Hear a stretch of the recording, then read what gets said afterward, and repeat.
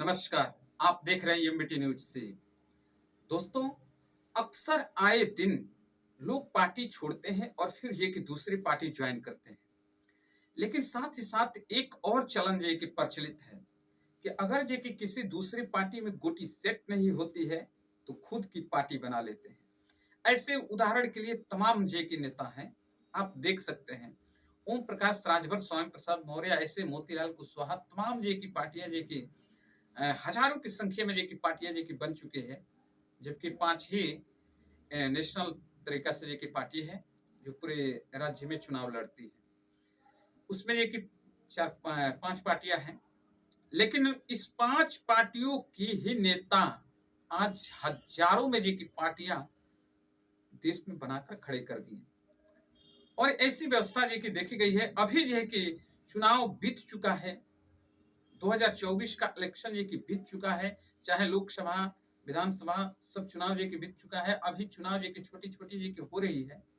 लेकिन इसी में ये कि कुछ ऐसे नेता हैं, जैसे स्वामी प्रसाद मौर्य को लेकर के बड़ी चर्चा आज की आजकल ये कि हो रही है। बड़ी चर्चा में ये कि स्वामी प्रसाद मौर्य ये कि हैं। स्वामी प्रसाद मौर्य पहले से भी ये कि चर्चा में ये कि चलते हैं और आज काफी ये कि तेजी से ये कि चर्चा में चल रहे हैं। स्वामी प्रसाद मौर्य को लेकर के बहुत ऐसी बातें निकल करके सामने आ रही है कि समाजवादी पार्टी में जाएंगे या फिर ये कि बीएसपी में जाएंगे। बीएसपी में जाने का ये कि 99% ये कि बातें चल रही है, आशा ये कि है।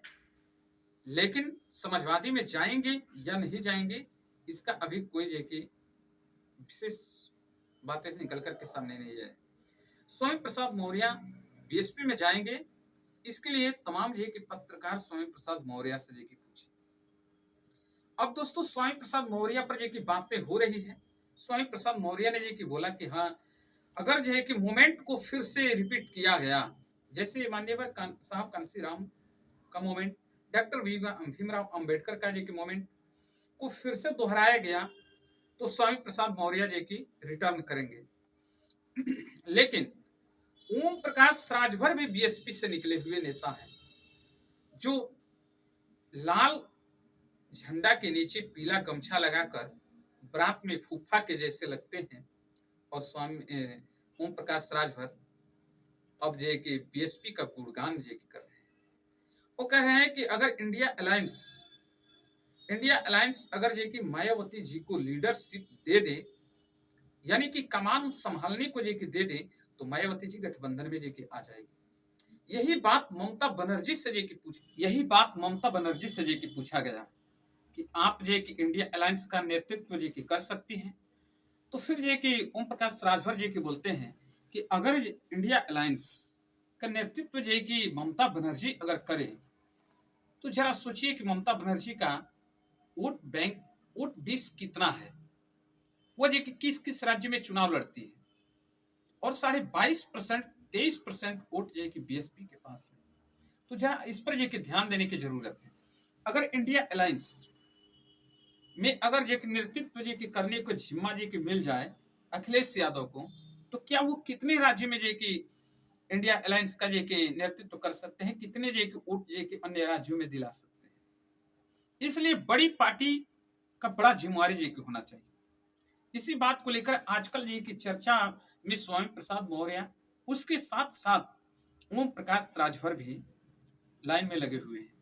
और अक्सर देखा गया है, यही बातें जे कि निकल करके सामने आती है कभी ना कभी, कि जब किसी भी नेता हो, चाहे ओम प्रकाश राजभर, स्वामी प्रसाद मौर्य, मोतीलाल कुशवाहा जैसे तमाम जितने भी नेता हैं, या फिर ये कि कह लीजिए चंद्रशेखर आजाद, सभी लोग जब इन लोग को दिमाग में आता है कि हमारा ग्राफ डाउन हो रहा है, तुरंत जी की मायावती पर जी की टिप्पणी करते हैं, या फिर मायावती को लेकर के कोई बड़ी बात जी की बोल देते हैं, जिससे फिर हाईलाइट में जी किया जाता है।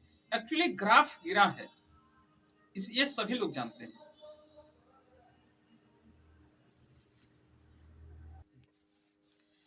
इसके साथ साथ सबसे बड़ी ये की बात है, अब मैं बात करना चाहता हूं कि सदन क्यों नहीं चल रही है।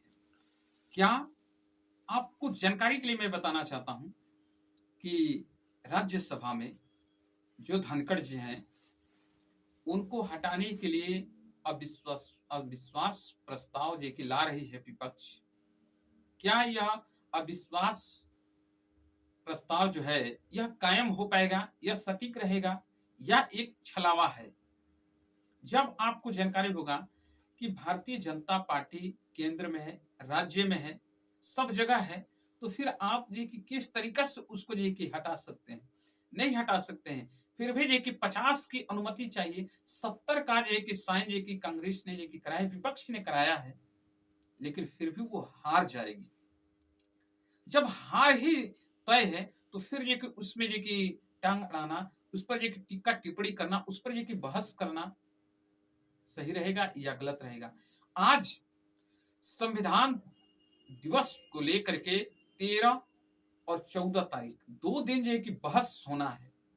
इस बहस से क्यों जो है कि पक्ष जो है कि भागने का काम कर रहा है, इस पर ये कि ध्यान देने की जरूरत है।